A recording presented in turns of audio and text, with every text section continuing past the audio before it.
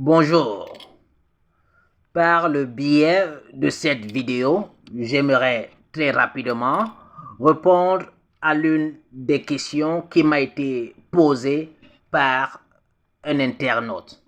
Alors, l'internaute en question a posé 1, 2, 3, 4, 5, 6, 7 questions.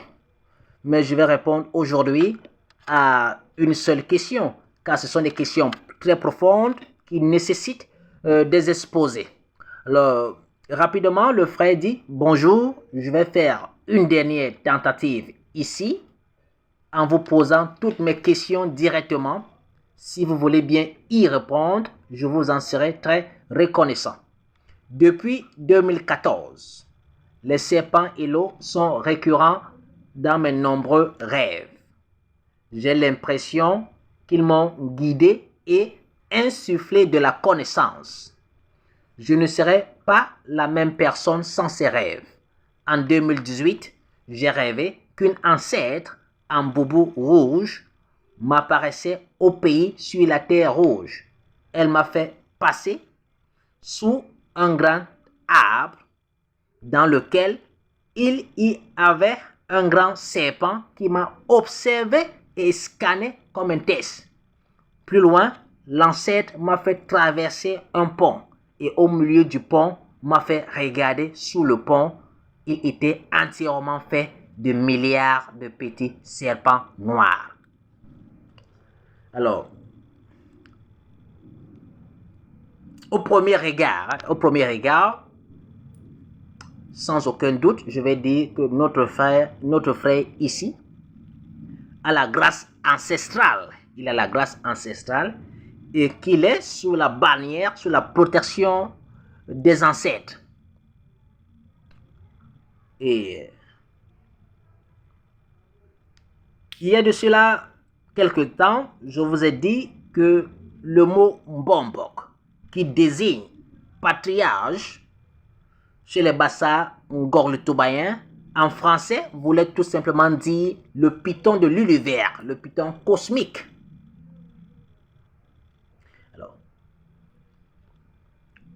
ce qui nous amène donc à conclure que le serpent n'est pas forcément quelque chose de mauvais lorsque nous voyons les serpents dans nos rêves. Mais étant donné que le serpent a été diabolisé par les religions qui nous ont colonisés, nous avons tendance à croire que le serpent est toujours quelque chose de mauvais. Le récit biblique ou le récit des religions abrahamiques dit que c'est le serpent qui a demandé à Ève de manger aux fruits défendus. Alors, donc, ce récit a donc diabolisé totalement le serpent. Mais en fait, nous sommes dans un monde de dualité où les choses sont en paire. Nous avons l'homme et la femme, le jour et la nuit, le bien et le mal, la vie et la mort. Alors, donc, ici, ces deux entités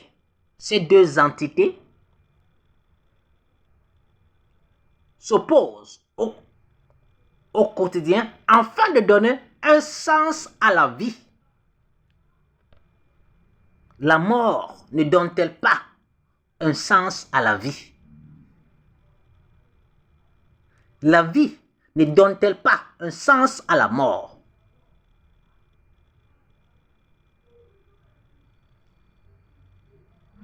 C'est grâce à la mort que nous connaissons la vie et c'est grâce à la vie que nous connaissons la mort. S'il n'y avait pas de mal, comment connaissions-nous le bien? Donc le bien est donc défini par la connaissance du mal. Car il s'oppose au mal. Donc, nous sommes dans un monde de dualité. Alors, et lorsque nous revenons dans la Bible, vous voyez que Dieu va donner un serpent à Moïse, un python. Et c'est ce python qui va permettre au peuple juif de sortir de la captivité égyptienne. Ça, ce n'est pas un récit factuel, c'est un conte de fées. C'est un conte de fées, car les Juifs n'ont jamais été en captivité en Égypte. Nous sommes bien ici dans de la mythologie.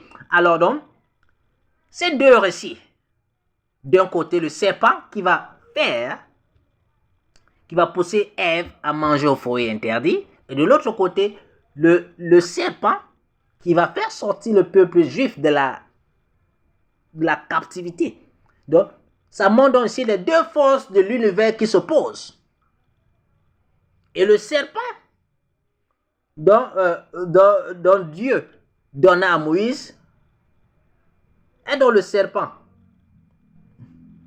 censé être le serpent cosmique, qui est censé maintenir l'équilibre dans l'univers.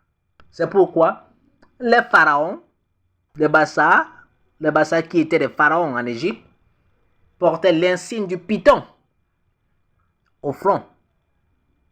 Car c'était ce serpent a pour but de maintenir l'équilibre. Donc, l'univers, de lutter contre le mal et de protéger le monde. C'est un serpent de protection. C'est pourquoi lorsque vous allez par exemple au Bénin, vous avez le temple des Pythons.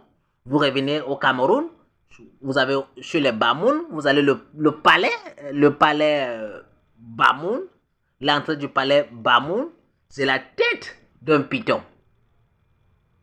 Donc, il y a donc ce python est donc le serpent cosmique qui maintient l'équilibre.